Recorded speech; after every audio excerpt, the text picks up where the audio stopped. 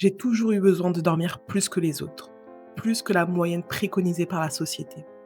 Pendant longtemps, j'étais dans le flou de savoir pourquoi est-ce que je fonctionnais comme ça, pourquoi est-ce que moi je ne fonctionnais pas sur le même rythme que tout le monde. Puis un jour, j'ai découvert un test, le Human Design. Et ce test-là m'a expliqué point par point pourquoi est-ce que je ne fonctionnais pas comme les autres énergétiquement, pourquoi est-ce que j'avais besoin de plus de sommeil, pourquoi est-ce que j'avais besoin de plus de repos. Et depuis que je sais ça, j'ai réussi à adapter ma vie au rythme dont mon corps a réellement besoin sans culpabiliser. Parce que le savoir, c'est le pouvoir. Te savoir, te connaître est le meilleur moyen d'utiliser au mieux tes capacités pour atteindre tous tes objectifs et réaliser tes rêves. La vie est une grande partie de poker. Et nous venons toutes avec une main qui nous est propre. Et la première règle de ce grand jeu qu'est la vie est de regarder ta main, de regarder quel jeu est-ce que tu as. Et si tu ne connais pas ton jeu, eh bien, tu ne peux rien faire. Mais tu as de la chance. Parce que tu vis à une époque qui a une multitude d'outils te permettant de savoir exactement quelle main est-ce que tu as. Ces outils, ce sont des tests de connaissance de soi.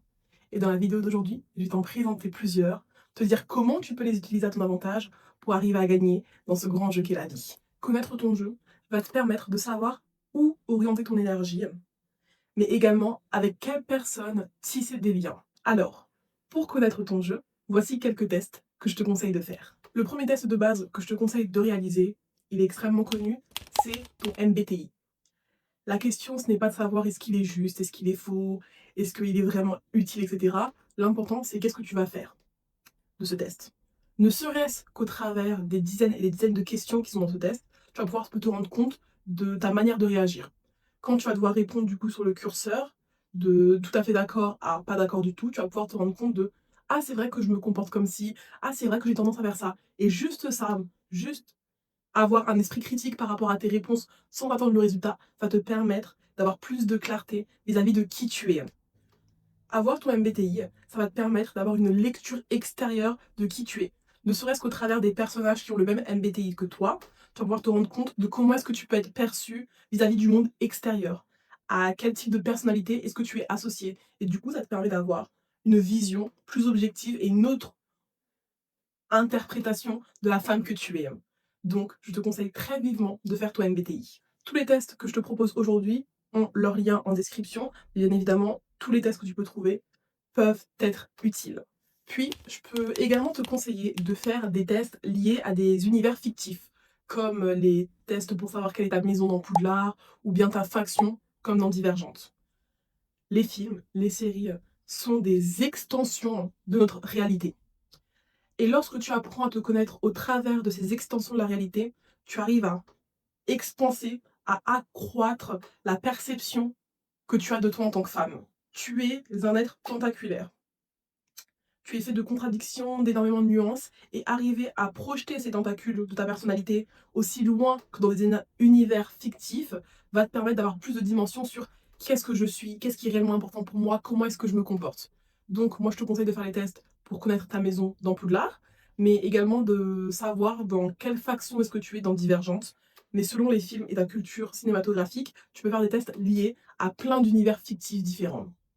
En troisième position, je te conseille de réaliser des tests de moralité.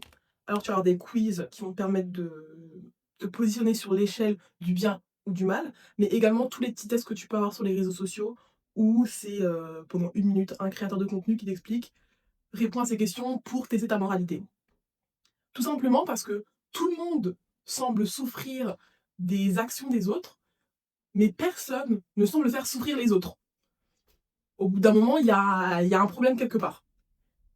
Est-ce que tu penses plutôt au collectif ou est-ce que tu penses plutôt personnel? Est-ce que tu es quelqu'un de généreux ou plutôt quelqu'un d'égoïste? Est-ce que tu penses d'abord aux autres ou est-ce que tu penses d'abord à toi? Sans jugement aucun, juste arriver à te positionner sur l'échelle du bien et du mal, comprendre comment fonctionnent tes valeurs, comment s'articule ta moralité, juste pour l'amour de la connaissance. Ce n'est pas un jugement de est-ce que tu es une bonne personne ou pas, mais juste comprendre comment est-ce que tu fonctionnes en termes de moralité. Il y a des personnages qu'on adore, des personnages de série qui sont extrêmement problématiques et pourtant tout le public les adore. Comme par exemple Chuck Bass ou Blair Waldorf dans Gossip Girl.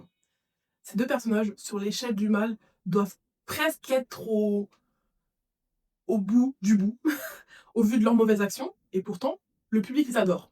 Pourquoi?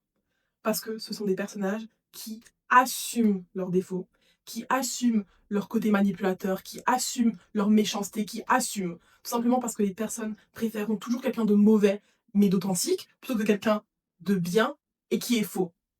Donc ne crois pas que apprendre que tu n'es pas une si bonne personne que ça va réellement te desservir, bien au contraire, parce que tu seras plus ancré et plus assise dans ce que tu es, et cette authenticité fera que tu auras d'autant plus d'influence et de magnétisme vis-à-vis du monde qui t'entoure. Mais ok, tu as fait les différents tests, etc. Maintenant, qu'est-ce que tu fais? Que faire de ces résultats? Ce que tu vas faire avec ce résultat, c'est que tu vas l'écrire dans ton journal. Si tu n'as pas encore de journal, ne t'en fais pas, tout va bien. Parce que le journal d'une muse est en cours de préparation et sera bientôt disponible. Donc je t'invite à t'abonner si tu veux être la première au courant lorsque j'aurai terminé le journal d'une muse et que je te le sortirai. Tout simplement parce qu'il sera en édition extrêmement limitée au vu de la qualité de ce que je suis en train de te créer. Voilà. Tu prends une note de ton téléphone, tu prends ton journal et dedans tu notes le résultat de ton test. Tout simplement pour avoir une trace écrite et pour pouvoir approfondir tes recherches au fil du temps. Parce que quelquefois, un résultat peut te sembler complètement absurde en te disant c'est pas du tout moi, ça ne me correspond pas du tout. Et pourtant, au fil du temps, quand tu vas retomber sur des articles, des descriptions, des approfondissements de ton résultat, tu vas commencer à comprendre de ah ok, je commence à tilter, je commence à comprendre pourquoi est-ce que je suis tombée sur tel ou tel résultat. Quelquefois, ça demande un petit peu de temps et ça demande de mariner un petit peu. Mais il faut quand même que tu gardes une trace écrite du résultat que tu as eu. De plus, ce résultat va te permettre de voir ton évolution dans le temps. Par exemple, pendant des années, par rapport au MBTI, j'ai personnellement été ENFP, donc inspirateur. Mais depuis maintenant 3-4 ans à peu près, je suis tout le temps, chaque fois que je refais le test, petite pause pour correction, je tombe toujours sur ENTJ, donc commandant. Et quand je vois ces résultats, il y a une cohérence vis-à-vis de mon évolution personnelle en tant que personne. Et c'est vrai que je l'ai réellement senti parce que plus j'avance dans la vie, plus je grandis, plus j'évolue, plus j'ai une vision plus objective et factuelle de la vie. Par exemple, dans mes relations personnelles, avant, il suffisait que j'apprécie une personne pour décider de l'avoir dans ma vie. Je ne prenais pas en compte les aspects techniques, objectifs de cette personne, je me demandais juste est-ce que je l'apprécie. Si je l'appréciais, j'essayais de tisser une relation, créer un lien, une amitié avec cette personne. Mais maintenant, je suis beaucoup plus factuelle. D'accord, on s'entend bien, mais est-ce qu'on a des valeurs en commun? Est-ce que nous avons des objectifs qui vont à peu près dans le même sens ou qui sont compatibles? Est-ce qu'on a des ambitions qui sont compatibles? Est-ce que nos valeurs sont compatibles? Est-ce que ta présence dans ma vie va réellement me permettre d'évoluer et d'avancer? Est-ce que ta présence est réellement bénéfique? Je vais vraiment essayer d'être plus logique dans le fait de est-ce qu'il est logique pour moi d'avoir cette personne dans ma vie, oui ou non? Et aller au-delà des sentiments. Et par exemple, ça c'est une évolution que j'ai ressentie et qui se voit du coup dans l'évolution de mon MBTI. Plus je vieillis, moins je tolère la stupidité, tout simplement. Et ça se voit du coup dans l'évolution de mon MBTI. Mais d'un autre côté, j'ai quand même un très grand sens de l'empathie qui fait que j'essaye toujours de comprendre pourquoi est-ce que les personnes, elles, pensent comme ça. Et c'est pour ça que je dis que je suis presque dans un 50-50 entre mes deux MBTI. Et du coup, ce test-là, il m'a permis de me rendre compte de comment est-ce que j'interprète le monde concrètement. Ça n'a pas bouleversé ou modifié la manière dont j'interprète le monde, ça m'a juste permis de mettre des mots sur un fonctionnement que j'avais déjà. Et pouvoir mettre des mots sur les choses, les rendre plus réelles. Comprendre comment tu fonctionnes, mettre des mots sur ton fonctionnement, matérialise ce fonctionnement et te permet de te réaliser et de t'ancrer dans qui tu es. Donc c'est pour ça que je te conseille de faire ce genre de test, parce que là je t'ai parlé par exemple de l'évolution de mon MBTI, mais j'ai ce même type de réflexion par rapport à ma maison Poudlard, à ma faction non divergente, à ma moralité, à mes valeurs politiques, etc. Faire des tests de connaissance de toi va t'enrichir personnellement. Cela va t'apporter une connaissance telle que le monde dans lequel tu vis n'en sera plus que plus étendu et plus clair. Comprenant tes propres fonctionnements, tu arrives à comprendre les fonctionnements auxquels tu fais face. Et comme je l'ai dit dans l'introduction, la vie est une grande partie de jeu. Alors au-delà de comprendre quel est ton jeu à toi, comprendre, identifier, décortiquer ton jeu à toi te permet également d'apprendre à décortiquer le jeu des autres et donc de potentiellement gagner la partie. Alors je te conseille de prendre ton journal, de prendre un des tests qui se trouve en description et de le faire. Même si tu as l'impression que tu as déjà fait, non mais ça je sais, je connais, tu ne sais jamais ce qui peut se révéler avec ce nouveau test. Ce nouveau test qui va te permettre d'ajouter une brique à la réponse de la question qui devrait t'obséder qui est « Et toi, qui serais-tu si tu étais réellement toi-même »